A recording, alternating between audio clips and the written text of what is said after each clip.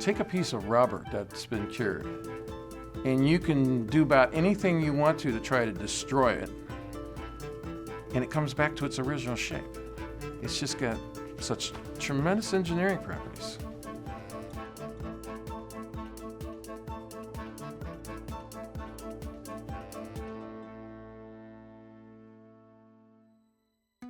The rubber industry needs all types of disciplines, from chemists and engineers to technicians and salespeople, and a whole lot more. Some of the largest chemical companies in the world are involved in either making polymers or raw materials for the rubber industry.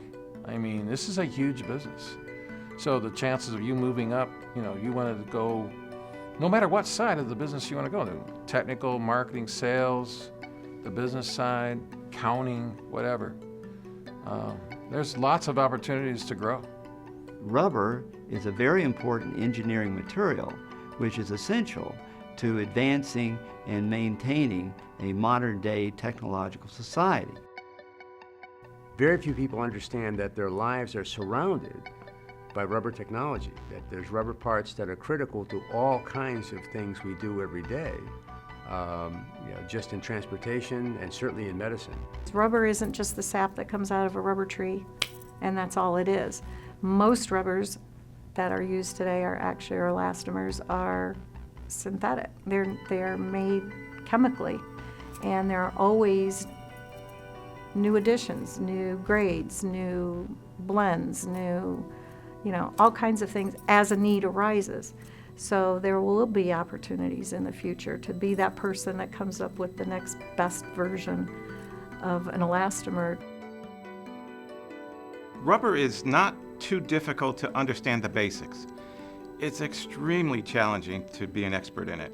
The applications are amazing with rubber, and they go in all different areas. There's tremendous amounts of healthcare applications for elastomers these days. LEDs, optically clear elastomers that maintain optical clarity over a very long period of time, whether it's in a solar panel cover to these LED billboards out in the street. If you have a smartwatch with a band, it's an elastomer.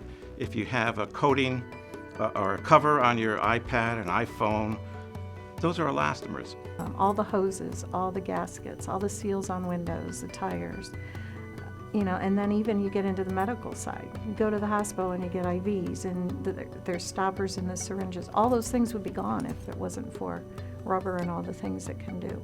The most promising markets, in my opinion, are those that are high technology oriented. Aerospace and oil and gas, things where the environments are harsh, the demands are high. Cars are getting smaller, the engines need to have more robust parts in it. Modern technology depends as much on elastomer technology as it does on steel or concrete or anything else. For us to make taller buildings and faster planes and go to space or whatever, rubber technology is going to have to remain a part of that and keep advancing. The field's wide open. It's only bound by what binds you. So let yourself go. Think outside the box. When asked what market has the most promising future, I would say the healthcare industry. The need for improved materials and products used in medical instruments, equipment, and packaging is increasing. A great deal of R&D is going into fluoroelastomers, silicone rubber, functionalized solution elastomers, and new thermoplastic elastomers.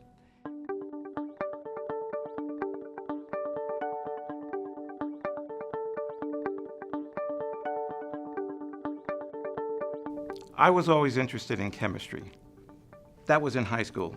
I explained to an advisor once what I was interested in. I said, I like chemistry, I don't want to work in a lab, I want this. I made up a list. He said, oh, that's chemical engineering. I said, oh, really? I said, I never heard of that before. Back then, 40 years ago, or 45 years ago almost.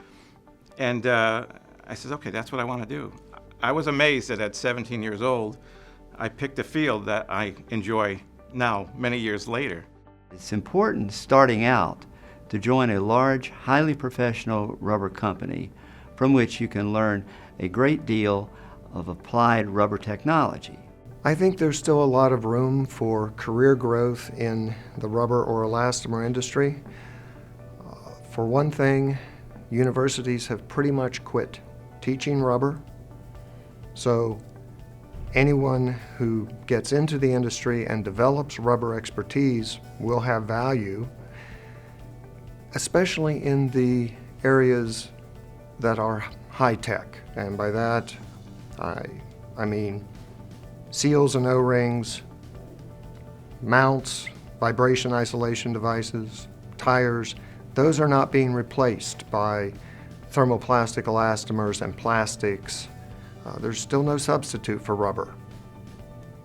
What you want to do is get as broadly experienced as you can. So it's possible to be a rubber technologist and spend all your time in the laboratory. And I said, no, you really want to get out into the factory and get out there and understand what people are really doing, make relationships with factory people and production people so that you understand them and they understand you, because when you get the benefit of their point of view and their work and what it's like, it'll make you a stronger contributor yourself in developing the skills that you need to do the job better and better. We have customers in the synthetic rubber business in 24 or 25 countries at this point. So we get to see different cultures, different people, different ways of doing things. The best thing I can say about the rubber industry, it's truly a community. So once you're in and the connections you make and the people you know, it is a family and a community, and you can make a good living and have a good career and meet wonderful people. The first valuable lesson is opportunity does not offer a second chance. Be ready. By this I mean get all the experience you can, get the college degrees, take additional professional training, and volunteer for projects that may come up outside your primary position description. I have a bachelor's degree in physics. I have become a rubber chemist through on-the-job training. I have 17 patents already. No one in the patent office asks, does he have a PhD? Once you have rubber technology training, you can go anywhere in the rubber industry. It's something different. You have to use your mind. I'm 75, and every day I learn something new. Never give up. There's always an answer, and never say no.